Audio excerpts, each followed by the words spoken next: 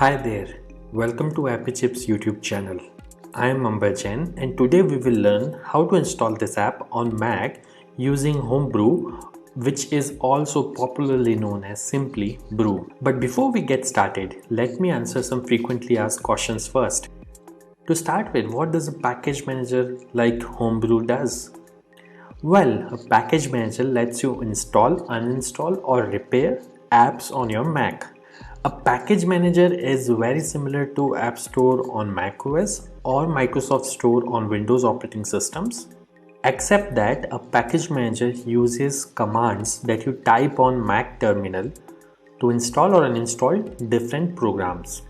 Some of the popular package managers for Mac include Homebrew, Nix, and Macports.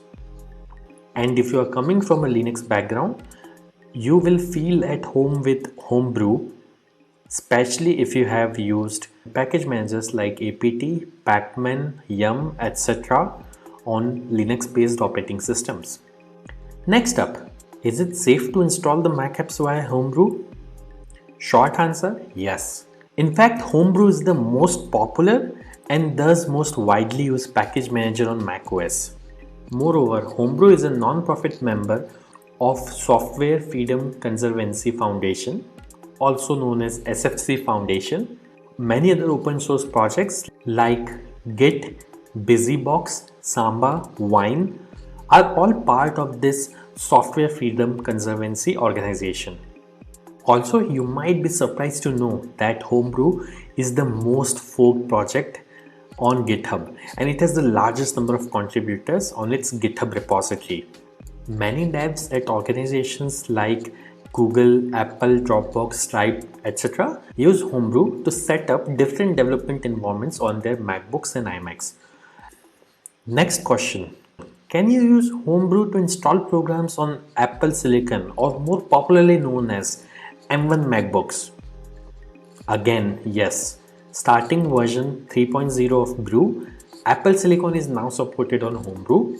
In fact, Homebrew also supports programs that are at the moment only supported via Rosetta 2 on Apple Silicon.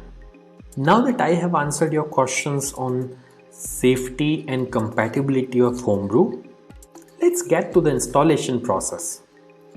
Before we can install anything using Brew, we need to install the package manager itself, that is Homebrew, on your Mac. So let's see now how can we install Brew on Mac. Let me open my Mac here.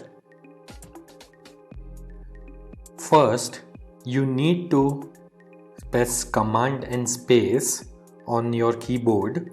This will open Spotlight Search on your Mac.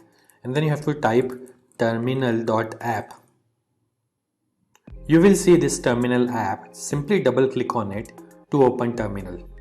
Let me maximize this terminal window. Now we need to copy paste the command to install Homebrew from the Brew website. So open your web browser and simply go to the website brew.sh.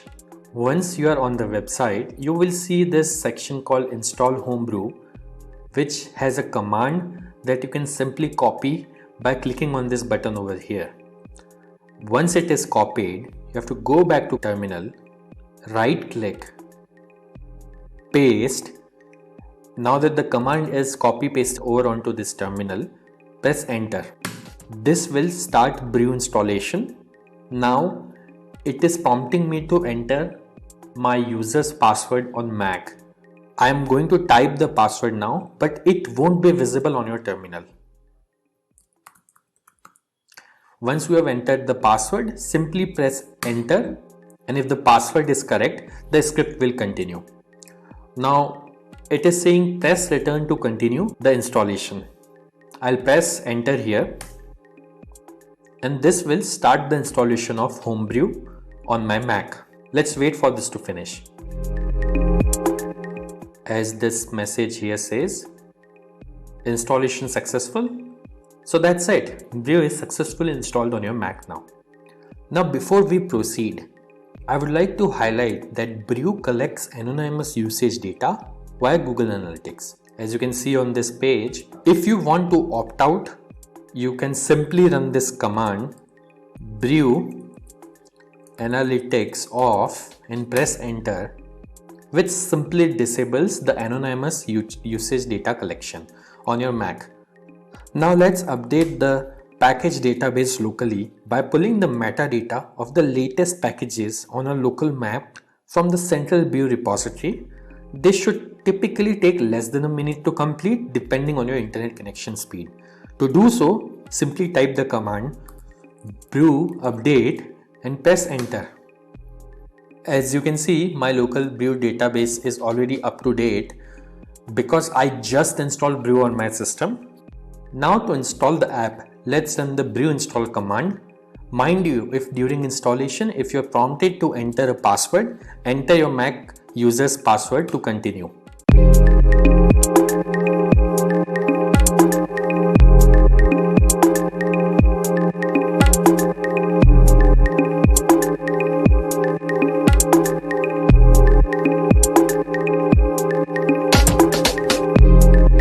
That's it. The installation was successful. If this video was useful, don't forget to hit the like button. And if you faced any problems during the installation in this video, please leave a comment below and somebody from AppyChip team will reply back to you. If in future any app installed using brew stops working, then you can simply reinstall it using the command brew space reinstall space the name of the program. For example, I'll try to reinstall this program called Hello, which is already installed on my system. As you can see, it is downloading the program and it says reinstalling Hello, and now Hello is successfully installed. And if you want to uninstall any app installed using brew, simply run brew space uninstall space the name of the program. In this case, I will try to uninstall the program Hello, which is already installed on my system. As you can see, within a few seconds, it says the program is successfully uninstalled. Also, over time, brew might end up consuming disk space on your Mac as it keeps installers of the programs that you had installed on your hard disk in a cache directory. So you can use the brew space cleanup command once every 6 to 12 months to free up some space on your Mac. This command removes app installers and older versions of the packages only. It would not uninstall any of the apps that you have installed. As you can see, brew cleanup was successfully run on my system. So do subscribe to our channel as we have tutorials for installation of over 9,000 programs on Mac, which will come handy. If you need to install other apps on Mac in future, chances are that we have got it covered already.